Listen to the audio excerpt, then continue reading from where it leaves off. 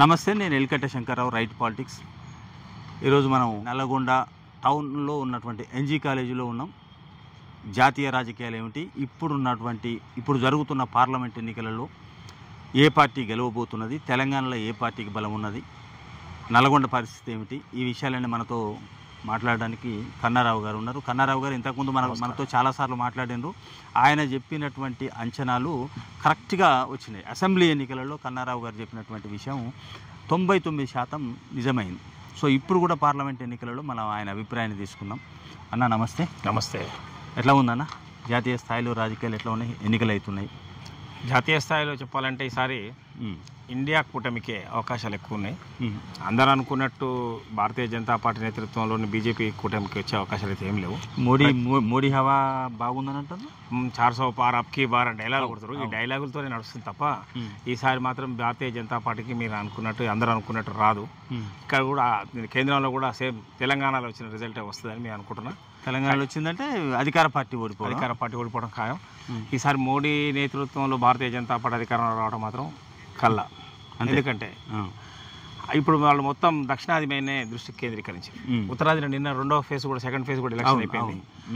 అక్కడ కూడా పరిస్థితి చూస్తే నేను నేషనల్ మీడియా మొత్తం అబ్జర్వ్ చేస్తున్నా, అన్ని వాటిని కూడా చూస్తున్నాం. అక్కడ ఉన్న పరిస్థితులను కూడా మనం బేరీ చేసుకుంటే ఇప్పుడున్న పరిస్థితుల్లో బీజేపీకి వాళ్ళు చెప్పిన 400 పార్ కాదు కానీ 200 పార్ అయితే కష్టం అనిపిస్తుంది. 400 పైచీలకి రావాలి అని వాళ్ళు చెప్తున్నారు, అంటూ ఉంటారు కానీ రాదు. 200 కూడా 200 వస్తే కష్టం అనిపిస్తుంది. పరిస్థితి అయితే గవర్నమెంట్ రాదు. ఖచ్చితంగా ఇండియా కూటమి ఏర్పడుతుంది. ఎందుకంటే సౌత్ ఇండియాలో 130 స్థానాలు ఉంటే 130 స్థానాలలో పోయినసారి వాళ్ళకి 25-30 సీట్లు ఉన్నాయి. 25 సీట్లు ఎంత? ఇది ఇండియా కూటమికి కాదు, బీజేపీకి. సారీ. అయితే ఇప్పుడు ఇండియా కూటమికి కర్ణాటకలో కాంగ్రెస్ వచ్చింది, తెలంగాణలో కాంగ్రెస్ ఉంది, మనకు తెలుసు కేరళ, తమిళనాడు, పోతే కేరళ, తమిళనాడు, ఆంధ్ర కూడా బీజేపీకి ఎంత పెద్దగా ఫేవర్గా లేదు. కాబట్టి బీజేపీకి అక్కడ వచ్చే అవకాశాలు తెలియదు. మొత్తం కలిపితే కూడా ఇప్పుడు అందుకనే చంద్రబాబు నాయుడుతో అలయన్స్ కలవడం జరిగింది. వాళ్ళు కూడా బీజేపీ భయంతో, అంతే కదా. సౌత్లో నార్త్లో పోతున్నాయి కాబట్టి అవి ఇక్కడ కవర్ చేయాలని చేసుకోవడం పోయినా. ఇప్పుడు కర్ణాటకలో కూడా 10 స్థానాలు తగ్గిపోతాయి. పోయినసారి ఉన్న సీట్లు తగ్గిపోతాయి. అప్పుడు గవర్నమెంట్ ఉంది కాబట్టి ఉండేది. ఇప్పుడు 10 స్థానాలు పడిపోతే తెలంగాణలో పోయినసారి 4 ఉండే, ఈసారి 4 దక్కించుకోవడానికి చాలా కష్టపడాలి వాళ్ళు. ఎందుకంటే ఇప్పుడు రాష్ట్రంలో కాంగ్రెస్ గన్షాట్ కింద మోడీది 10 సంవత్సరాల హవా నడిచింది. మొన్నటి వరకు కూడా 2 నెలల కింద వాటికి కూడా అసలు మోడీకి ఎదురు నిలిచి ఇంకో నాయకుడు ఉన్న జాతీయ స్థాయిలో రాహుల్ గాంధీకి ఆ మెచ్యూరిటీ ఉందా, కాంగ్రెస్ పార్టీ అంత బలంగా ఉందా అనే ప్రశ్నలు వచ్చినాయి. ఇప్పుడు సడన్గా వాతావరణం మారినట్టుగా అనిపిస్తున్నది. ఏ కారణాలు ఏమిటి? అక్కడ పరిస్థితి ఏంటంటే ఇప్పుడున్న పరిస్థితుల్లో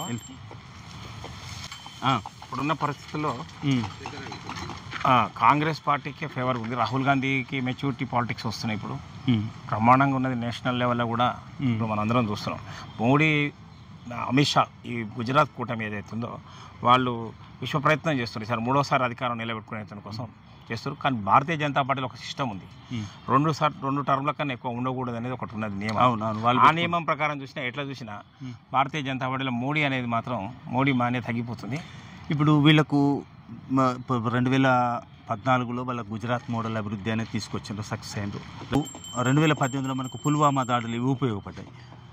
ఇప్పుడు వాళ్ళకి అటువంటి పాయింట్ ఏమున్నది? అయోధ్య వాస్తవంగా ఇప్పుడు యంగ్స్టర్స్ ఎవరైతే ఉన్నారో, తేజస్వి యాదవ్ బీహార్లో, లల్లు ప్రసాద్ యాదవ్ కొడుకు బీహార్లో, మళ్ళీ మన ములాయం సింగ్ కొడుకు అఖిలేష్ యాదవ్, రాహుల్ గాంధీ, సచిన్ టెండూల్కర్, సచిన్ పైలట్, ఇటువంటి లీడర్స్ అందరూ ఇప్పుడు యంగ్స్టర్స్ లీడర్స్ అందరూ వచ్చారు. వీళ్ళందరూ కూడా ఇప్పుడు ఇష్యూస్ మేము మాట్లాడుతాం. మీరు ఇక్కడ గమనించండి, కాంగ్రెస్ పార్టీ మొత్తం ఇష్యూస్ మేము మాట్లాడుతుంది. ఇది నిరుద్యోగ సమస్య, అధిక ధరలు, వీటి మీద మాట్లాడుతుంది. మోడీ బీజేపీ ఏం చెప్తుంది? రాముడు పట్టం పెట్టుకొని రామ మందిర నిర్మాణం చేసినాం, హిందుత్వం గురించి ఎక్కువ మాట్లాడుతారు. దీన్ని ప్రజలు డైజెస్ట్ చేసుకోలేరు. ఈ 10 సంవత్సరాల అధికారంలో భారతీయ జనతా పార్టీ ఉన్నది. ఇప్పుడు మనం గమనించాల్సిన విషయం ఏంటంటే 10 సంవత్సరాల కేంద్రంలో భారతీయ జనతా పార్టీ ఉండి ఎన్ని ఉద్యోగాలు ఇచ్చిండ్రు, నిరుద్యోగ సమస్య ఏమైనా పరిష్కారం చేసిండ్రా? ఇవి పక్కకు పెట్టి మత విద్వేషాలు చేలగొట్టే విధంగా హిందూ ముస్లిమ్స్ అని ఈ దేశ జనాభాను విభజించే పరిస్థితి తీసుకొస్తున్నారు. ఇవి విద్వేషాలు సృష్టించి రాజకీయ లబ్ధి పొందాలనే ఒక ఏకైక లక్ష్యంతోనే బీజేపీ వ్యవహరిస్తుంది తప్ప వాస్తవంగా చూస్తే ఒక ఇష్యూస్ మీద ఏమన్నా అంటే ఇప్పుడు వాళ్ళు ఆ యుద్ధ విమానాలను పోతే వాటిని రోడ్ల మీద ప్రదర్శించి అంతకుముందు ఈ దేశ రక్షణ గురించి ఎవరు చేయనట్టు, ఒక మోడీనే చేస్తున్నట్టు, బీజేపీ చేస్తున్నట్టు, ఇది ఒక రకమైనటువంటి ప్రచారం. ఈ ప్రచారాన్ని ప్రజలకు కావాల్సిన అవసరాలు ఏవైతున్నాయో, ధరల పెరుగుదలలో కానీ, నిరుద్యోగ సమస్య కానీ, 10 సంవత్సరాలలో ఎంతవరకు పరిష్కారం చేసిన అనే మెయిన్ ఇష్యూస్ను వాళ్ళు ప్రజెంటేషన్ చేయలేకపోతారు. ఇప్పుడు సరే ఇదంతా వ్యతిరేకంగా ఉంది, 10 ఏళ్ళ టైం కాబట్టి సహజంగానే కొంత వ్యతిరేకత రావచ్చు. కానీ ఉత్తరాదిలో బీజేపీ ఎక్కువ రాష్ట్రాలలో అధికారంలో ఉన్నది. అక్కడ పరిస్థితి ఏమిటి? ఆ సీట్లు కాపాడే అవకాశం ఉంది. ఇప్పుడు మ్యాక్సిమం సీట్స్ ఏవైతే ఉన్నాయో ఉన్నాయన్నీ బీజేపీ ఉంది. టోటల్ ఇండియాలో కాంగ్రెస్ పార్టీకి 50 సీట్లే ఉన్నాయి పోయినసారి. మొత్తం వాళ్ళ కూటమి కూడా చాలా తక్కువనే. ఇప్పుడు ఇంకొక 50 సీట్లు కాంగ్రెస్ కష్టపడి తీసుకొచ్చుకుంటే గవర్నమెంట్ వస్తుంది, ఇండియా కూటమి వస్తుంది. నేను నా పాయింట్ ఏంటంటే, ఇప్పుడు ఉత్తరప్రదేశ్ లాంటి 82 సీట్లు ఉన్న దగ్గర 79 సీట్లు పోయినసారి గెలిచింది. అట్లా ఇప్పుడు కూడా అయితే ఈసారి యోగి అధికారంలోనే ఉన్నారు. యోగి అధికారంలో ఉన్న అక్కడ రాష్ట్రాలలో ఏమైందంటే, మీరు చూడండి చిన్న ఎగ్జాంపుల్, మనోహర్ లాల్ ఖట్టర్ హర్యానా ముఖ్యమంత్రిగా ఉన్నాడు మొన్నటి వరకు.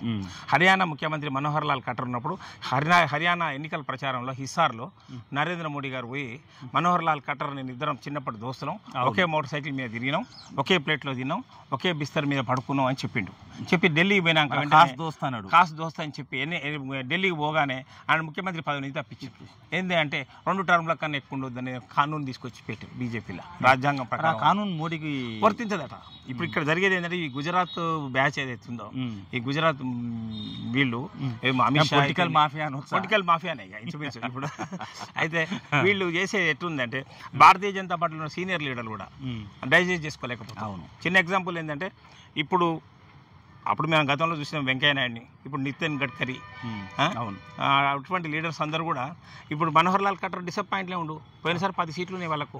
పాత బీజేపీలంతా డిసప్పాయింట్ మింగలేక వస్తున్నారు. అదే పరిస్థితి. ఇంకోటి ఏంటంటే, వాళ్ళకు రావాల్సిన సీట్లు అన్నీ వచ్చినాయి. ఏ 10 తగ్గినా వాళ్ళకే తగ్గుతాయి, కానీ కాంగ్రెస్కి అయితే తగ్గడానికి అవకాశం లేదు. అయితే వీళ్ళ అది లూజ్ అయ్యే అవకాశం ఉంది. యోగి బలమైన ముఖ్యమంత్రి కనబడుతున్నాడు. ఇప్పుడు మిగతా రాష్ట్రాలలో వాళ్ళు, రాజస్థాన్లో వాళ్ళదే ఉన్నది.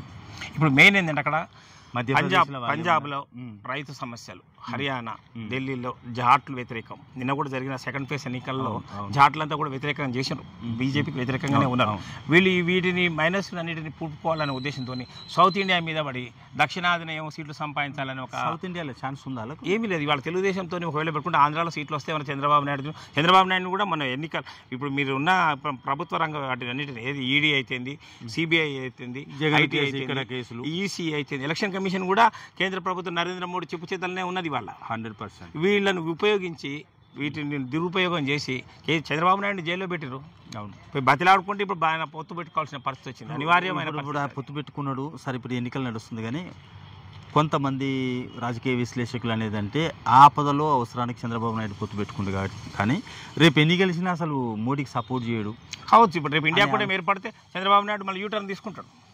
ఎందుకంటే చంద్రబాబు నాయుడు మొదటి నుంచి కూడా, ఇప్పుడు భారతీయ జనతా పార్టీ 10 సంవత్సరాలు ఉండి ఆంధ్రప్రదేశ్కు స్పెషల్ కేటగిరీ, స్పెషల్ స్టేటస్ ఏమైనా ఇచ్చిందా? ఏమి ఇవ్వలే కదా. వాళ్ళ పోలవరం జాతీయ ప్రాజెక్ట్ కానీ ఏవి కానీ వాళ్ళకి ఏమి ఇవ్వలే. ఇదే నరేంద్ర మోడీ రాజధాని, అమరావతి రాజధాని కోసం పోయి ఆంధ్రాలో పోయి బ్రహ్మాండమైన మీటింగులు పెట్టి మట్టి చేసిండు. తర్వాత మళ్ళీ పట్టించుకున్న పాపన పోలే. కరెక్ట్. కాబట్టి రేపు చంద్రబాబు నాయుడు ఏం చేస్తాడంటే, డెవలప్మెంట్ ఆస్పెక్ట్స్ ఉన్నాయి. చంద్రబాబు నాయుడు ఆంధ్రప్రదేశ్లో రాజధాని నిర్మాణం జరగాలి, ఇన్ఫ్రాస్ట్రక్చర్స్ డెవలప్మెంట్ కోసం చేసేటువంటి ప్రయత్నంలో రేపు ఒకవేళ కాంగ్రెస్ వచ్చిందంటే కేంద్రంలో కాంగ్రెస్కే సపోర్ట్ చేసే అవకాశాలు ఎక్కువ ఉంటాయి. ఇప్పుడు మోడీ వాయిస్ ఏంటంటే, ఇప్పుడు మోడీ ఏకఛత్రాధిపత్యమే, సింగిల్ లీడర్గానే నడుస్తుంది.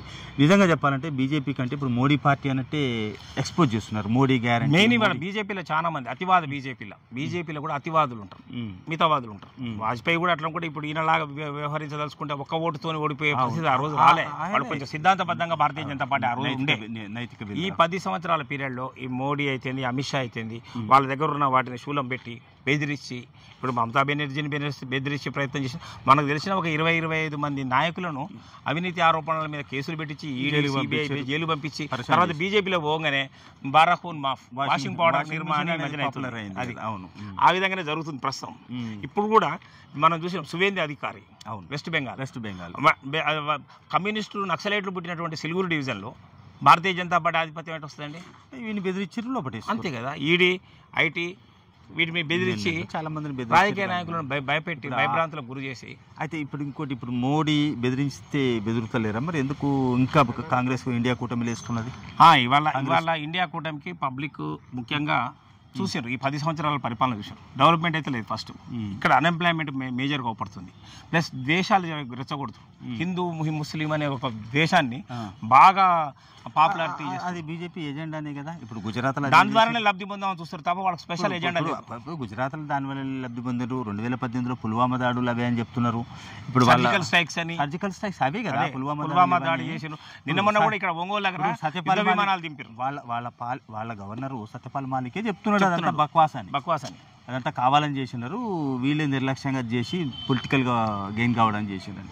ఇప్పుడు రాజ్నాథ్ సింగ్ లాంటి వాళ్ళు, అవును, సీనియర్స్, మన నితిన్ గడ్కరీ లాంటి వాళ్ళు, ఈవెన్ దో యోగి ఆదిత్యనాథ్ కూడా డిసప్పాయింట్లే ఉన్నాడు. ఎందుకంటే రేపు కనుక మళ్ళీ ప్రభుత్వంలో మోడీ వస్తే మళ్ళీ ఆయన ముఖ్యమంత్రి ఉంచడం, రెండోసారి ఉండడం వీలు లేదని చెప్పి ఇప్పుడు మనం చూసినాం. జ్యోతిరాదిత్య సింధియా, అవును, రాజస్థాన్ నుంచి ఆమె 2 సార్లు స్కేప్ బోర్డ్ చేశారు. నిన్న రామ మందిర నిర్మాణం విషయంలో కూడా చూడండి, అది మొత్తం కూడా వసుంధర రాజే సింధియా 2 సార్లు తప్పించారు. ఇప్పుడు ఆమె నారాజునే ఉంది. అట్లా చాలా మందిని ఇవాళ బీజేపీలో మొదటి నుంచి పనిచేసిన వాళ్ళు వీళ్ళు ఎప్పుడైతే ఈ పిఎంఈఎల్ యాక్ట్ 2019లో మార్చి దాంట్లో ఈ ఈడీ స్పెషల్గా చేసి ఇవాళ చూస్తున్నారు కదా. ఆపును మన అరవింద్ కేజ్రీవాల్ను ఇవాళ వీళ్ళందరినీ దాదాపు 8 మంది మెయిన్ లీడర్స్ను ఢిల్లీలో పెట్టి, ఢిల్లీ ముఖ్యమంత్రితో సహా నలుగురిని సంజయ్ సింగ్ అయితేంది, అరవింద్ కేజ్రీవాల్, సత్యేంద్ర జైన్, మనీష్ సిసోడియా, ఇటువంటి వాళ్ళు అందరిని పెట్టి ప్రజలలో బలం ఉన్నటువంటి వాళ్ళు లొంగలేదు కాబట్టి వాళ్ళని బెదిరించే ప్రయత్నం వాళ్ళు విస్తరిస్తుంది. ఆపు ఢిల్లీలో ఉన్నది, ఇవాళ రాజస్థాన్లోకి వచ్చేసి పంజాబ్లో వస్తుంది, హర్యానాలో, గుజరాత్లో కూడా పోయినసారి 19% ఓట్లు వచ్చిన వాళ్ళ. ఇప్పుడు కూడా రేపు పెరిగే అవకాశం. ఇంకొకటి భయంతోనే వాళ్ళని ఈడీ బెదిరి. ఇంకొకటి పోయినసారి ఏమో ఈ ఆపు కాంగ్రెస్ విడివిడిగా పోటీ చేసినాయి. అట్లా కూడా బీజేపీ లబ్ధి పొందింది. ఇప్పుడు ఆ 2 ఇండియా కూటమి అనేది సక్సెస్ఫుల్గా కలవటికి ఈ ఓట్లు కలిస్తే గెలిచే అవకాశాలు ఎక్కువ ఉన్నాయి. ఈ భయం చేతనే కేజ్రీవాల్ను, ఇప్పుడు ఢిల్లీ ముఖ్యమంత్రి కేజ్రీవాల్ని అరెస్ట్ చేయడము, వాస్తవంగా బీజేపీ వాళ్ళు ఏమనుకున్నారంటే కేజ్రీవాల్కు నోరు ఉన్నది, విలువ ఉన్నది, ఈయన ఇండియా కూటమితో కలిసిండు కాబట్టి ప్రమాదం, కాబట్టి కేజ్రీవాల్ని కట్టడి చేయాలనుకున్నారు. సరే ఏదో ఒకటి చేసిండ్రు, లోపటేశారు. ఆ పార్టీ టాప్ లీడర్స్ 4 వేశారు. ఒక సంజయ్ సింగ్ నిన్న బయటకు వచ్చిండు. ఇప్పుడు కేజ్రీవాల్ జైల్లోనే ఉన్నాడు. కేజ్రీవాల్ అరెస్ట్ చేయడం వల్ల బీజేపీకి లాభమా నష్టమా? నష్టం ఎక్కువైతుంది. ప్రజలలో సానుభూతి కేజ్రీవాల్కే ఉన్నది. ముఖ్యంగా కేజ్రీవాల్ చేసే డెవలప్మెంట్ ఏదైతే ఉందో, గల్లీ మన బస్తీ దవాఖానలు అయితుంది, అన్ని మంచి అభివృద్ధి పనులు బ్రహ్మాండంగా చేసిండ్రు. ఢిల్లీకి స్పెషల్ కేటగిరీ నుంచి ఆయన ముఖ్యమంత్రిగా ఉండటం వలన ప్రజలైతే ఢిల్లీ ప్రజలు కేజ్రీవాల్ ఫేవర్గానే ఉన్నారు.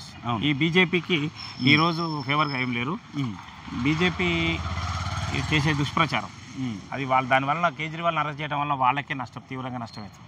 మిస్ఫైర్ అయినట్టు ఇంచుమించు నాకు తెలిసి బహుశా. ఇప్పుడు ఇంకొకటి ఏంటంటే కేజ్రీవాల్ వీళ్ళను ఇండియా కూటమిలో ఉన్న వాళ్ళనేమో అరెస్ట్ చేస్తున్నారు కేసులు పెట్టి, అదే బీజేపీతో కలిసిన వాళ్ళకేమో క్లీన్ చిట్ మాఫీ చేస్తారు, క్లీన్ చిట్ ఇస్తున్నారు. ఇప్పుడు జరిగేది సువేంద్ర అధికారి, మన ఇప్పుడు అజిత్ పవార్ మిస్సెస్ కూడా 2500 కోట్ల ఏదో ఉంది. అవును, 25,000 కోట్ల ఏమో పెద్ద సువేంద్ర అధికారి మహారాష్ట్ర కోఆపరేటివ్ బ్యాంక్ కుంభకోణంలో క్లీన్ చిట్ ఇచ్చారు. ఈవెన్ మన అస్సాం ముఖ్యమంత్రి సోరెన్, మన ఆయన పేరు హేమంత్ బిశ్వ శర్మ 2019లో శారదా చిట్ ఫండ్ కేసులో ఆయన బుక్ చేశారు. తర్వాత మళ్ళీ ఆయన భారతీయ జనతా పార్టీలో చేరగానే ఆ కేసులని మాఫీ. ఇవన్నీ ముఖ్యమంత్రులను ఇప్పుడు అరవింద్ కేజ్రీవాల్, జార్ఖండ్ ముఖ్యమంత్రి హేమంత్ సోరెన్ ఇద్దరిని ఇట్లా ఒక ముఖ్యమంత్రులు వేసినప్పుడు లెవెల్ ఫీల్డింగ్ ఉన్నది కదా. ఇప్పుడు ఎన్నికలంటేనే మన కాన్స్టిట్యూషన్ ప్రకారం ఇద్దరికి సమాన అవకాశాలు ఉండాలి. ఇవాళ ఎన్నికల సిస్టమ్ చేతులు కట్టేసి యుద్ధం చేయించడం అనేది ఏం కాన్స్టిట్యూషన్? ఇవాళ భారతీయ జనతా పార్టీ మరొకసారి వాళ్ళు అబ్కి బార్ 400 పార్ అంటారు. ఒకవేళ కనుక 400 స్థానాలు కనుక భారతీయ జనతా పార్టీకి వస్తే మళ్ళీ ఎన్నికలే జరగవని చెప్పి స్టేట్మెంట్ ఖుద్దు అమిత్ షా ఇచ్చిండు. అవును, మళ్ళీ రాజ్యాంగ సవరణ చేస్తాం, రాజ్యాంగాన్ని మేము మారుస్తాం. ఇది ఒక పాయింట్ నిన్న మొన్న చూసిన నేను ద వైర్లోనే ఏమో చర్చకు వచ్చింది. 400 పార్ అని మేము కాన్స్టిట్యూషన్ మారుస్తామని చెప్పడం వల్ల, అంటే రిజర్వేషన్లు కానీ ముస్లింలది దీన్ని కానీ ఎవరికి ఏమీ లేకుండా మొత్తం చేస్తాం. కాన్స్టిట్యూషన్ మార్చాలి, 400 సీట్లు రావాలి అని వాళ్ళు లక్ష్యంగా ప్రచారం చేయడము బ్యాక్ ఫైర్ అయినట్టుగా అనిపిస్తుంది. ఖచ్చితంగా అదే మిస్ఫైర్ అయ్యి ఈరోజు కాంగ్రెస్ పార్టీకి ఇండియా కూటమికి ప్లస్ అవుతుంది. గవర్నమెంట్ రావాలంటే ఏమన్నా కనికరించటోలేము. కానీ మీకు ఇంకో విషయం చెప్పను సార్, నిరంకుశంగా తానాషాయిగా పరిపాలన చేయాలనే ఒక దృఢ సంకల్పంతో వచ్చారు వీళ్ళు. ఇవాళ ముఖ్యంగా రాజ్యాంగాన్ని బదలాయిస్తాం, రాజ్యాంగాన్ని మారుస్తాం అనే స్థాయికి ఎప్పుడైతే ఎదిగిందో భారతీయ జనతా పార్టీ, మీరు చూడండి దౌర్జన్యంగా వాళ్ళని బెదిరించి లొంగ తీసుకొని ఈడీ మన ఐటీ పోతే సిబిఐ వీటిని పెట్టి దర్యాప్తులు అని చెప్పి ప్రతి ఒక్క రాజకీయ నాయకుడిని ఒక రాజకీయంగా వాళ్ళని ప్రలోభాలు పెట్టి భయపెట్టి, ఈవెన్ దో మొన్నటికి మొన్న ఇవాళ మన ఢిల్లీలో జరిగిన లిక్కర్ స్కామ్ విషయంలో శరత్ చంద్రారెడ్డిని ఆయనకు ఎలక్టోరల్ బాండ్స్ రూపంలో భారతీయ జనతా పార్టీకి డబ్బులు ఇస్తే డబ్బులు ముఠా చెప్పిన మరుక్షణమే అడిగి బెయిల్ దొరకడం జరిగింది. ఇవాళ అయితే చాలా వరకు చాలా మంది మొన్నటి వరకు మేము అవినీతికి భ్రష్టాచారి కొద్ది చూడుగా అంటుంటాడు. ఇవన్నీ బక్వాస్. ఇప్పుడు మొత్తం భ్రష్టాచారులు మొత్తం అవినీతి బీజేపీ చేసే అవినీతి అత్యంత పెద్ద అవినీతి. అది కప్పిపుచ్చుకుంటే కోసం ఈ మోడీ అమిత్ షా కలిసి ఇద్దరు ద్వయం భారతీయ జనతా పార్టీనే భ్రష్టు పట్టించారు. ఈ విషయం మెయిన్ భారతీయ జనతా పార్టీ నిజమైన కార్యకర్తలు నాయకులు ఎవరైతే ఉన్నారో వాళ్ళందరూ గుర్తించారు. కేవలం అడ్డదారులైనా సరే అధికారంలోకి రావాలి, నియంతృత్వంగా పరిపాలన. ఇప్పుడు నియంత పోకడలు ఆల్రెడీ నియంత లక్షణాలు వచ్చినాయి. ఈసారి 400 సీట్లు కాదు, మోడీ గెలిస్తే సంపూర్ణంగా నియంతగా తయారవుతాడు, ఖచ్చితంగా అవుతాడు. అయితే ఇప్పుడు అంతర్జాతీయ మీడియా వ్యతిరేకిస్తుందండి. నిన్న వాళ్ళ అంతర్జాతీయ స్థాయిలో చర్చ జరుగుతుంది. భారతదేశ ప్రజాస్వామ్యం ఎటుపోతున్నది. అమెరికా లాంటి దేశం కూడా మన ఆంక్షలు పెట్టే పరిస్థితికి వచ్చింది ఈ రోజు. అంటే ప్రపంచంలో ఒక భారత రాష్ట్ర ప్రధానమంత్రి ఏ ఎన్నికల్లో కూడా మనం గతంలో ఇందిరాగాంధీ గారిని చూసినాం, మొరార్జీ దేశాయ్ గారిని చూసినాం, పివి నరసింహారావు గారిని చూసినాం, మన్మోహన్ సింగ్ చూసినాం, చాలా మంది ముఖ్యమంత్రులను ప్రధానమంత్రులను చూసినాం. వాళ్ళు ఎవరు కూడా ఇంత దిగజారుడు మాటలు మాత్రం మాట్లాడలేదండి. ఈవెన్ ముస్లింలను కాంగ్రెస్ పార్టీ మళ్ళీ అధికారంలోకి వస్తే వాళ్ళ మహిళల పుస్తలతాళ్ళు తీసుకొని వాళ్ళ ముస్లింలకు ఇస్తారని ఇంత దిగజారుడు స్థాయికి ఒక ప్రధానమంత్రి మాట్లాడతారని ఎవరు అనుకో. ఇది మాత్రం భారతదేశ ప్రజలు కూడా దయచేసి. దాంట్లో ఒక విచిత్రం ఏంటంటే ఈ హేట్ స్పీచ్ రెచ్చగొట్టే ఇటువంటి ఉపన్యాసాల వల్ల ఎలక్షన్ కమిషన్ కొన్ని నోటీసులు ఇస్తుంది. ఎలక్షన్ కమిషన్ కూడా ఆయన చేతిలో ఉంది. అయితే గమ్మతైన విషయం ఏంటంటే ఎలక్షన్ కమిషన్ నడ్డాకు నోటీస్ ఇచ్చారు. అవును, ప్రైమ్ మినిస్టర్కి ప్రైమ్ మినిస్టర్ భయపడి కాకుండా ఎలక్షన్ కమిషన్ స్వతంత్రంగా పనిచేస్తున్న భావన అయితే ప్రజల్లో. కపిల్ సిబాల్ గారు నిన్న ఎలక్షన్ కమిషనర్ గారికి ఈ పిటిషన్ ఇచ్చారు. మోడీ మాట్లాడింది అయితే అమిత్ షా గారు మాట్లాడింది. వేల మంది సిటిజన్స్ రిటర్న్ గా ఎలక్షన్ కమిషన్ కు మెయిల్ చేశారు. అవును, వాటిని వాళ్ళు సుమోటోగా తీసుకొని చేయాల్సిన బాధ్యత ఉండాల్సిన. అయితే ఎలక్షన్ కమిషన్ కూడా మార్చారు. మీరు దయచేసి ఇక్కడ గమనించండి. ఎలక్షన్ కమిషన్ అన్నప్పుడు ఇంతకుముందు మనం శేషన్ గారిని చూసినాం. ఆయన స్ట్రిక్ట్గా చేసినాడు, నిష్పక్షపాతంగా ఎన్నికల కమిషన్గా వ్యవహరించడానికి మంచి పేరు ఉంది. అటువంటి శేషన్ తీసుకొచ్చిన సంస్కరణలన్నింటినీ తుంగలు దొక్కి ఈరోజు ఎలక్షన్ కమిషన్ ఎన్నిక కూడా ఎడ చేసినంటే, ఇంతకుముందు ఎలక్షన్ కమిషన్గా ఉండాలంటే భారత ప్రధాన న్యాయమూర్తి ఉండాలి, ప్రధానమంత్రి ఉండాలి, ప్రతిపక్ష నాయకుడు ఉండాలి. వీళ్ళే ముగ్గురు కలిసి ఎలక్షన్ కమిషన్ ఎన్నుకునేటువంటి అవకాశం ఉండే. అయితే ఇప్పుడు ఈ భారతీయ జనతా పార్టీ అధికారంలోకి వచ్చిన మోడీ అమిత్ షా కలిసి మన సుప్రీంకోర్టు చీఫ్ జస్టిస్ తీసేసి ప్రధానమంత్రి ప్లస్ మరొక హోంమంత్రిని పెట్టుకొని ప్రతిపక్ష నాయకుని వాళ్ళిద్దరు కలిసి చేసుకున్నారు. వాళ్ళ ఇష్టం ఉన్న వ్యక్తిని పెట్టుకుని చేసుకున్నారు. కాబట్టి ఇప్పుడు ఈ విధమైనటువంటి తీర్పులు వస్తున్నాయి. ఎలక్షన్ కమిషన్ దగ్గర మొత్తుకుంటే చెవిటోడి ముందర శంఖ ముదినట్టే ఇప్పుడు స్వతంత్రంగా లేదు, వాళ్ళకు అనుకూలంగా వాళ్ళు అపాయింట్ చేసుకున్న కమిషన్ ఉన్నది. ఇవాళ న్యాయ వ్యవస్థను భ్రష్టు పట్టిస్తారు. ఇవాళ చట్టసభలు ఆగమైపోయినాయి. Chief justice of India electoral bonds మీద వచ్చినప్పుడు తర్వాత ఎంతమంది ఇల్లు పెట్టింది, ఎంత ఒత్తిడి చేసే ప్రయత్నం చేశారు. ఇవాళ సార్ పరిపాలన యంత్రాంగం పనిచేయట్లేదు. వాళ్ళ పనులు వాళ్ళని చేయనిస్తలేరు. చట్టసభలలో వాళ్ళను మాట్లాడిస్తలేరు. తర్వాత న్యాయస్థానాల్లోనూ ఇటువంటి స్వచ్ఛంద సంస్థలు ఏవైతే ఉన్నాయో అవి స్వతంత్ర ప్రతిపత్తి గలటువంటి సిబిఐ కానీ, ఈడీ కానీ, పోతే ఐటీ కానీ, ఎలక్షన్ కమిషన్ ఇవి కూడా వీళ్ళ పెంపుడు వాటిగా వ్యవహరిస్తుంది. గోధి మీడియా అంటున్నారు తొడల మీద కూర్చుంది. ఇవాళ ఈవెన్ మీడియా కూడా సార్, ఇవాళ మీడియా కూడా నేషనల్ మీడియా కూడా ఒక పెద్ద ఛానల్స్ అనేటువంటి CNN, ఆజ్ తక్, ఇండియా టీవీ లాంటి వాళ్ళు కూడా మోడీ భజన చేసే స్థితికి దిగజారిందంటే ప్రజలలో విశ్వాసం కోల్పోతుంది. ఇది ఫోర్త్ ఎస్టేట్ అని చెప్పుకునే ఏ టైంలో తెలంగాణలో ఏం జరిగిందో మన ఇండియాలో అదే జరుగుతున్నది. తెలంగాణలో కూడా మెయిన్ మీడియా మొత్తాన్ని కూడా కేసీఆర్ సోషల్ మీడియా వాయిస్ ఇచ్చింది. సేమ్ ఇప్పుడు నేషనల్ లెవెల్లో కూడా సోషల్ మీడియానే డామినేట్. మెయిన్ స్ట్రీమ్ మీడియా నోరు మూసుకున్నప్పుడు సోషల్ మీడియానే ఇలా బాగా చాలా విషయాలు బయటకు తీసుకొస్తుంది. ప్రజలలో కూడా చైతన్యం వచ్చేసింది, చదువుకున్నారు. ఇవాళ నిరుద్యోగం విషయం మీద కానీ నిరుద్యోగం విషయంలో కానీ అవినీతి విషయంలో కానీ ప్రజలు గమనిస్తున్నారు నిశ్చితంగా. ఇవాళ ఈ ప్రసార మాధ్యమాలు పెరిగినాయి, సెల్ ఫోన్లు, ఇవన్నీ నెట్వర్క్లు, ఇవన్నీ సిస్టమ్స్ వచ్చినాక తన బ్రహ్మాండంగా ప్రజలలో అబ్జర్వ్ చేస్తున్నారు. గల్లీ నుంచి వీళ్ళు అనుకుంటారు కానీ మా ప్రజలు ఏమో అబ్జర్వ్ చేస్తలేరు, అమాయకులు అనుకుంటారు. కానీ రేపటి రిజల్ట్ మీరు చూడండి పర్ఫెక్ట్గా వస్తాయి. అయితే ఇప్పుడు ఇక్కడ ఏంటంటే మనకి ఎప్పుడైనా ఎన్నికల ఏజెండాలో, పొలిటికల్ ఏజెండాలో అధికార పార్టీ మేము ఇది చేసినాం ఇది చేస్తామని, ప్రతిపక్షంలో ఉన్న పార్టీ అధికారంలో రావడానికి వాళ్ళు చెప్తారు. ఇప్పుడు ఈ రెండు పోయి ప్రధానంగా కాన్స్టిట్యూషన్ అనేది ఎజెండా అయిపోయింది. మెయిన్ కాన్స్టిట్యూషన్ మారుస్తారు. ఎందుకంటే బీజేపీ వాళ్ళు అన్నారు మేము 400 సీట్లు వస్తే ఖచ్చితంగా మారుస్తామని. ఇప్పుడు కాంగ్రెస్ వాళ్లకు ఇండియా కూటమి కూడా అదే ఎజెండా అయింది. గెలిస్తే కాన్స్టిట్యూషన్ మారుస్తారు, కాన్స్టిట్యూషన్స్ మారితే పేద ప్రజల హక్కులు పోతాయి, రిజర్వేషన్లు ఉన్నటువంటి వాళ్ళ హక్కులు పోతాయి, ముస్లింలకు ఇబ్బంది అవుతుంది, కింది వర్గాల భారతదేశం విభిన్న జాతులు కులాలతో కూడుకున్న మన ప్రియాంబులే ఉన్నాయి. సర్వసత్తాక గణతంత్ర దేశం అనేది మనకు. అటువంటి దేశాన్ని కాంగ్రెస్ పార్టీ ఇంత నిరంకుశంగా పరిపాలించినదండి. ఈ జనతా పార్టీ సమయంలో 80-70 చిన్న విషయం అయితేనే ఇందిరాగాంధీ ఆ రోజుల్లో మీడియా లేదు, ఏది లేకుండా ప్రజలలో ఒక స్పందన వచ్చేసింది. ఇంత నియంతృత్వంగా చేస్తుంది ఇందిరాగాంధీ అని చెప్పి ఇందిరాగాంధీని ఓడించారు. కానీ ఇవాళ మోడీ ఈ విషయంలో డబ్బులు ఏంది వేల కోట్ల రూపాయలేనండి. ఎలక్షన్లు అంటే ఎన్నికలు అంటే కామన్ మ్యాన్ కాంటాక్ట్ చేసే పరిస్థితి లేదు. ఎలక్షన్లు కాంటాక్ట్ చేసే వాళ్ళ ఆస్తుల వివరాలు ఇస్తుంటే చిత్రమైనది అంటే సూరత్ ఎంపీ ఒక స్థాయి గ్రామ స్థాయి సర్పంచ్ కూడా అట్లా చేయరు. అరే వాడు కాంగ్రెస్ వాడు పోటీ చేస్తే వాళ్ళకి వాళ్ళతోటి బెదిరించి వాళ్ళతోటి విత్డ్రా చేయించి 11 మంది ఇండిపెండెంట్ క్యాండిడేట్ విత్డ్రా చేయించి యునానిమస్గా గెలిపించాడు. వాస్తవం ఏంటంటే సోషల్ మీడియా ద్వారా చెప్పేది ఏంటంటే అక్కడ సూరత్లో బీజేపీ గెలిచే పరిస్థితి లేదు, బీజేపీ క్యాండిడేట్ గెలిచే పరిస్థితి. ఇదే పరిస్థితి రిపీట్ చేస్తారు ఇండియాలో మొత్తం 550 స్థానాలు కూడా చేస్తారు. షాంపిల్ అదే ఎవడొద్దు మేము ఒకళ్ళే నామినేషన్ ఇస్తాం యునానిమస్ గెలుస్తామా, అదే పరిస్థితి.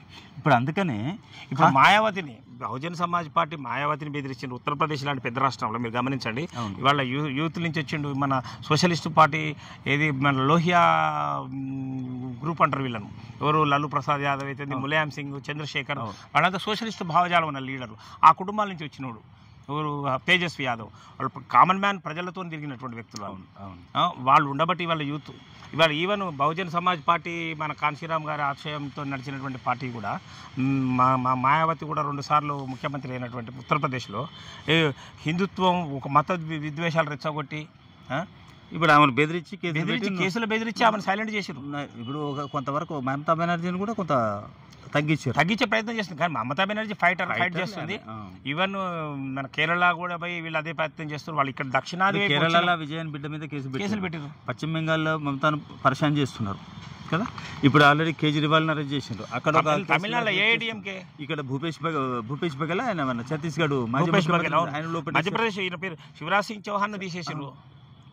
కేసులు అరెస్టులు తీసేసుడు ఏకపక్షంగా పోతున్నది. ఇలా ఇది ప్రజలు గుర్తిస్తున్నారు. మొన్నటి వరకు హిందుత్వ ప్రధాన అంశంగా ఉండేది, కొంత యూత్ హిందూ అనేది వచ్చింది. అది పోయి ఇవాళ రివర్స్ అటాక్స్ అవుతున్నాయి. గమనించారు ఖచ్చితంగా సార్. ఇప్పుడు దేశభక్తి అంటే ఏమిటి? ఇదే దేశభక్తి గురించి మాట్లాడితే అందరూ కూడా దేశభక్తులే, అందరం కూడా హిందువులమే. హిందుత్వం వాళ్ళు ఎవరు మతారు వాళ్ళ మతాలను వాళ్ళు కాపాడుకుంటారు. కాకపోతే మతాలను రెచ్చగొట్టి ఓట్లు రాజకీయ లబ్ధి పొందాలనుకోవడం మీద వాళ్ళకి గౌరవం ఉంటుంది. కానీ పక్క మతాన్ని ద్వేషించే హక్కు మనకెక్కడ లేదు కదా, అది కాన్స్టిట్యూషన్ ఇవ్వలేదు కదా. మెయిన్ అదే దానివల్లనే ఈరోజు భారతీయ జనతా పార్టీ లబ్ధి పొందామని చూస్తుంది. కానీ మరొకసారి నేను దాన్ని టెస్ట్ చేస్తున్నది ఏంటంటే కాన్స్టిట్యూషన్కు బచావో అని ఇండియా కూటమి ఇస్తున్నది. ఈ మధ్య ధ్రువ్ రాఠీ ఒక యూట్యూబర్ పెట్టినటువంటి ద డిక్టేటర్ అని 2 వీడియోలు పెట్టాం మోడీ మీద. అది దాదాపు వైరల్. బహుశా నేను అనుకుంటా కొన్ని కోట్ల మంది ప్రజలు దాంతో ఇన్స్పైర్ అయ్యేలా యూత్ మాట్లాడుతున్నారు. మళ్ళీ మీరు యూట్యూబ్ ఛానల్స్లో కూడా మన దీపక్ శర్మ అని, మన రావిష్ కుమార్ ఎంత బ్రహ్మాండంగా రావిష్ కుమార్ కానీ, దీపక్ శర్మ కానీ, అభిసార్ శర్మ వాళ్ళందరూ కేంద్రంలో ఉన్న బీజేపీ ఇటువంటివి చేసి ఎప్పటికప్పుడు వాళ్ళు తీసుకొస్తున్నారు. ప్రజల్లోకి తీసుకొచ్చి ప్రజలు చైతన్యత, ప్రజలు మీడియా చూస్తున్నారు. ఖచ్చితంగా దీనికి రాత్రి నేను చూసిన ఒక దగ్గర ఇప్పుడు బీజేపీ ఎజెండా ఎట్లా ఉన్నదంటే అభివృద్ధి చెందలేదు, దేశం అభివృద్ధి చెందలేదంటే నెహ్రూ మీదకి నెట్టుతున్నారు. దేశంలో ఏదన్నా అల్లదళ్ళు జరిగినాయంటే ఇందిరాగాంధీకి మీదకి నెట్టుతున్నారు. అవినీతి జరిగిందంటే సోనియా గాంధీ, మన్మోహన్ గవర్నమెంట్ మీదకి నెట్టుతున్నారు. మీరేం చేసిందంటే భారతమాతకి జై, అయోధ్య. వీళ్ళకి ఇష్యూస్ చేయలేవండి. వీళ్ళు చేసిన ఈ 10 సంవత్సరాల పీరియడ్లో ఏమి అభివృద్ధి చేసినాం అనేది మాత్రం చెప్పుకునే పరిస్థితులు లేరు. ముఖ్యంగా నిరుద్యోగ సమస్య విపరీతంగా ఉంది. నిరుద్యోగ సమస్య పరిష్కరించిందా? ఈ 10 సంవత్సరాల కాలంలో నిరుద్యోగ సమస్య పరిష్కరిస్తే బాగుండు. నిరుద్యోగ సమస్య పరిష్కరించలే. పోతే అధిక ధరలేమో అదుపులో లేవు ఈరోజు. ఈ దేశం నుంచి ఈరోజు ఎంతో యువత ఇతర దేశాలకు పోతున్నారు. వీటిని అరికట్టగలిగిన మొత్తం మీద ఇప్పుడు జాతీయ రాజకీయాలు చూస్తే ఏమనిపిస్తుందంటే బీజేపీ ఒక ఇష్యూ బేస్డ్గా పోకుండా ప్రజలను అజ్ఞానంలో ఉంచి లబ్ధి పొందాలనే ప్రయత్నం చేస్తున్నారు. ఖచ్చితంగా. అందుకని ఇప్పుడు రాజీవ్ గాంధీ లాంటి వాళ్ళు, రాహుల్ గాంధీ లాంటి వాళ్ళు, అఖిలేష్ యాదవ్ లాంటి వాళ్ళు, మన తేజస్వి యాదవ్ లాంటి వాళ్ళు, ఇటువంటి వీళ్ళందరూ కూడా బాగా చేస్తారు, ప్రజల చైతన్యం తీసుకొస్తారు, ఇష్యూస్ బేసిస్గా మాట్లాడుతున్నారు. వీళ్ళకి ఇష్యూ లేక రామ జన్మభూమి, రామ గుడి కట్టినాం, రాముడి నినాదం మొన్నటి వరకు కర్నూని కవచకుండలాలు లెక్కున్న హిందుత్వ ఇవాళ పటాపంచలైపోతున్నట్టుగా అనిపిస్తుంది. ఖచ్చితంగా అది బలహీనతకు కూడా తయారైంది. ఎందుకంటే కామన్ పీపుల్ మొన్నటి వరకు మౌనంగా ఉన్న వాళ్ళు ఇవాళ అటాక్ చేస్తున్నారు. మనం అందరితో కలిసిపోవాలి కదా, కుల మతాలకు అతీతంగా. ఇదేమిటి దాడులు? అందులో గుజరాత్, పంజాబ్లో రైతులు దాదాపు మీరు రోడ్ల మీద వైర్లు పెట్టి వాళ్ళని హింసిస్తుంటే రైతుల సమస్యల మీద వాళ్ళు బ్రహ్మాండంగా మాట్లాడుతున్నారు. రైతుల గురించి కనీసం చర్చించి పరిష్కరించిన దాఖలాలు లేవు. ఇప్పుడు నిన్న మన ఇంకోటి అస్సామా అది మన మణిపూర్ సంఘటన గురించి పట్టించుకున్న మణిపూర్లో ఆయన దీక్ష చేస్తున్నాడు, కనీసం పట్టించుకున్న దాఖలాలు లేవు. మెయిన్ ఇష్యూస్ను వీళ్ళు పక్కదారి పట్టించి కేవలం మత ప్రాతిపదికన ఓట్లు సంపాదించాలి. అది కాశ్మీర్ నుంచి మొదలు పెట్టారు చేయడం, ఆర్మీని పెట్టి కంట్రోల్ చేయడం. సరే ఇప్పుడు అక్కడ ఉన్నది అంటే టోటల్గా ఏంటి దేశంలో మనకు నేషనల్ వైడ్గా మొత్తం చెప్తున్నా సార్. ఇప్పుడు మీరు చూడండి, నాకున్న అవగాహనతో అయితే మీ జరుగుతున్న పరిణామాలన్నిటిని నిశ్చితంగా గమనిస్తే నేషనల్ వైడ్గా ఇండియా కూటమికి అధికారంలోకి వచ్చే అవకాశం ఎక్కువ ఉన్నది. రాజస్థాన్, ఉత్తరాది రాష్ట్రాలనే బీజేపీ పోతుంది. 2 దఫాలలో ఇండియా కూటమి నిన్న జరిగిన 2 దఫా కూటమిలో కూడా ఎన్నికల్లో కూడా ఇండియా కూటమికి మొగ్గు చూపుతుంది. ఇంకో 3 దఫాలు ఉన్నాయి. ఇంకా మొత్తం 3 దఫాలు ఉన్నది. మొత్తం సౌత్ ఇండియాలో వాళ్ళకి 20 సీట్ల కన్నా ఇక్కడ రావు. 20 సీట్లు రావడానికి మొత్తం బీజేపీకి ఎన్ని వచ్చే అవకాశం ఉంది? 200 సీట్లు దాటవు సార్. కూటమికా బీజేపీ మొత్తం కలిపితే అంతే. కూటమి వాళ్ళకి మొత్తం కలిపి 250 వస్తుండొచ్చు. 250 లోపే వస్తుంది. అధికారంలోకి వచ్చే అవకాశం అయితే లేదు. తర్వాత మనకు తెలంగాణకు వద్దాం. నా అబ్జర్వేషన్ ప్రకారం తెలంగాణలో 4 సీట్లు ఉన్నాయి. ఇప్పుడు మన సిట్టింగ్ ఎంపీ దేశం మొత్తంలో బీజేపీ హవా తగ్గుతున్నది, మోడీ హవా తగ్గింది, సంఖ్య తగ్గుతుంది, అధికారం దక్కదు అనే ప్రచారం వస్తుంది. కానీ అనూహ్యంగా తెలంగాణలో సీట్లు పెరుగుతున్నాయి బీజేపీ. ఇక్కడ సీట్లు పెరగడం కారణం ఏంటంటే మనకు మొదటి నుంచి మనం అనుకున్నది, ఇవాళ కేసీఆర్ ఏం చేసిందంటే కవితను ఈ ఢిల్లీ లిక్కర్ స్కామ్లో అరెస్ట్ చేసి లోపల ఉండటం వలన బీజేపీకి బీ టీమ్గా మారిండు కేసీఆర్. కరెక్ట్ నిర్వివాద అంశం. ఖచ్చితంగా ఆయన ఇప్పుడు బీజేపీ గెలవాలని లూజ్ క్యాండిడేట్స్ పెట్టిండు ఆయన. ఇంటర్నల్గా నాకు తెలిసి బహుశా ఇప్పుడు ఆయన పెట్టిన అన్ని లూజ్ క్యాండిడేట్సే. ఒక్కరి ఫేస్ వాల్యూ ఉన్నాడు ఒక్కరు లేరు. బీఆర్ఎస్ఏ బీజేపీ బీ టీమ్గా మారింది కాబట్టి కొంత బీజేపీకి ధైర్యం ఉన్నది. అది కూడా పోయినసారి ఉన్న సీట్లు వస్తాయా అనేది కూడా డౌటే. కాకపోతే పోయినసారి ఓవరాల్గా 4-5 సీట్ల కన్నా ఎక్కువ రావు. మిగతా సీట్లని కాంగ్రెస్ వస్తుంది. ఖచ్చితంగా కాంగ్రెస్. నల్గొండ జిల్లాలో 2 వస్తాయి. బీఆర్ఎస్ ఎన్ని గెలుస్తుంది? ఇక్కడ మన తెలంగాణలో బీఆర్ఎస్ ఒక్క సీటు పరిమితం కావాల్సింది. అదేదైనా అనూహ్యంగా ఎక్కడ జరుగుతుందో చెప్పలేని పరిస్థితి. ఒక్క సీట్ అయితే ఖచ్చితంగా ఇది గెలుస్తుందని కూడా చెప్పలేని పరిస్థితి. అయితే ఇప్పుడు కాంగ్రెస్ వర్సెస్ బీజేపీ మధ్యనే ఉంటుంది. యాక్చువల్గా బీఆర్ఎస్ మధ్యన కాంగ్రెస్ మధ్యన ఫైట్ ఉండాలి. కాకపోతే బీజేపీ వాళ్ళతో లోపాయికాలు కాబట్టి బీజేపీకి కొంచెం ప్లస్ పాయింట్ అవకాశాలు ఉన్నాయి. అవి కూడా బలమైన క్యాండిడేట్లను ఈయననే తోలిండి బీఆర్ఎస్ నుంచి బీజేపీలోకి. లేదా బీజేపీలో క్యాండిడేట్లే లేరు. నల్గొండ క్యాండిడేట్ మీరు చూసారు, టీఆర్ఎస్ నుంచి పోయినోడే సైదిరెడ్డి. ఇప్పుడు బీఆర్ఎస్ నుంచి కాంటాక్ట్ చేసిన కంచెర్ల కృష్ణారెడ్డి అయితే అసలు ఆయన పోటీలో వీళ్ళు 2వ స్థానం కోసం ఇద్దరు కొట్టుకోవాలి. 2వ స్థానం కాదు, 2 స్థానాలు ఉంటే ఆయన 100 స్థానాల్లో ఉంటాడు. ఆయన నోడు గుర్తుపడతాడు. ఏదో ఆయన వీళ్ళిద్దరు కూడా ఇప్పుడు రేపు 2వ స్థానం కోసమే ప్రయత్నం చేస్తారు. ఇప్పుడు నల్గొండ విషయానికి వద్దాం. మనం నల్గొండలో మాట్లాడుతున్నాం కాబట్టి భువనగిరిలో బూర నరసయ్య మాజీ ఎంపీ ఆల్రెడీ పనిచేసిండు, కొంత పేరున్నది. చామల కిరణ్ రెడ్డి కొత్త ఆయన, కాకపోతే అధికార పార్టీ. ఎవరు గెలిచే అవకాశం? చామల కిరణ్ కుమార్ రెడ్డి గారికి ఎక్కువ అవకాశం ఉంటుంది. నల్గొండ అయితే ఖచ్చితంగా కేమమల్లేసి బీఆర్ఎస్ ఉంటుంది కానీ ఆయన పేరు ఆయన ఓన్లీ ఒక ఇబ్రహీంపట్నం వరకు పరిమితం అవుతుండొచ్చు. తెలియదు ఆయన. అయితే మీరు అన్నట్టు ఒకవేళ బూర నరసయ్య గౌడ్ గతంలో ఎంపీగా చేసిండు కాబట్టి బీఆర్ఎస్ నుంచి కొంత పబ్లిక్లో పేరు ఉన్నది. చామల కిరణ్ కుమార్ రెడ్డి కూడా అట్ ద సేమ్ టైం ఆయన కాంగ్రెస్ పార్టీలో మొదటి నుంచి పనిచేసిండు. ఆయనకు నకరికల్ నియోజకవర్గం స్థానికుడు, ప్లస్ మన తుంగతుర్తి, ఆలేరు, భువనగిరి మీద కూడా పట్టు ఉన్నది ఆయనకు. పార్టీలో కూడా ఆయనకు మంచి గుర్తింపు ఉన్నది. ఇప్పుడు బూర నరసయ్య చామల కిరణ్ మధ్యన ఎట్లా ఉంటుంది క్లియర్గా ముందు చెప్పగలమా? పైన ఫైటే ఉంటుంది. ఫైట్ ఉన్నా కానీ కిరణ్ కుమార్ రెడ్డి గారు గెలుస్తారు. చామల కిరణ్ కుమార్ రెడ్డి గారు గెలుస్తారు. ఇక్కడ నల్గొండ ఎట్లుంటుంది? నల్గొండ ఈజీగా కేక్ వాకి దీన్ని రఘువీరెడ్డి, కుందూరు రఘువీరెడ్డి, జానారెడ్డి పెద్ద కొడుకు, మొత్తం మీద ఎంపీ బ్రహ్మాండమైన మేయర్తో అత్యధిక మొదటి దఫాలనే తెచ్చుకున్నాడు. ఖచ్చితంగా గెలుస్తాడు. ఇక్కడ బీఆర్ఎస్ క్యాండిడేట్ ఏమో మాజీ ఎమ్మెల్యే కంచెల భూపాలరెడ్డి అన్న, ఆయన వెనక తిరిగిన ఆయన, ముందరకు వచ్చిన ఆయన కదా, ఆయన ఫేస్ ఎవరు గుర్తుపట్టారు. ఇప్పుడు బీజేపీ నుంచేమో హుజూర్ నగర్ మాజీ బీఆర్ఎస్ ఎమ్మెల్యే సైదిరెడ్డి దిగిండు. ఇప్పుడు వీళ్ళిద్దరి మధ్యన కొంచెం కొద్ది గొప్ప సైదిరెడ్డికి ఏంటంటే ఆయన హుజూర్ నగర్లో ఎమ్మెల్యే చేసిండు కాబట్టి కొంత ఉంటుంది. కానీ కాకపోతే ఇప్పుడు రఘువీరెడ్డికి ఇక్కడ దాదాపు 7 సీట్లలో ఒక సూర్యాపేటలోనే ఇవి తప్పబోయి గెలిచిన మన మాజీ మంత్రి జగదీష్ రెడ్డి ఉండు. సరే ఆయన 30 ఓట్ల చోటు గెలిచింది, 30% ఓట్ల. మిగతా ఆయన కాంగ్రెసే ఉన్నది.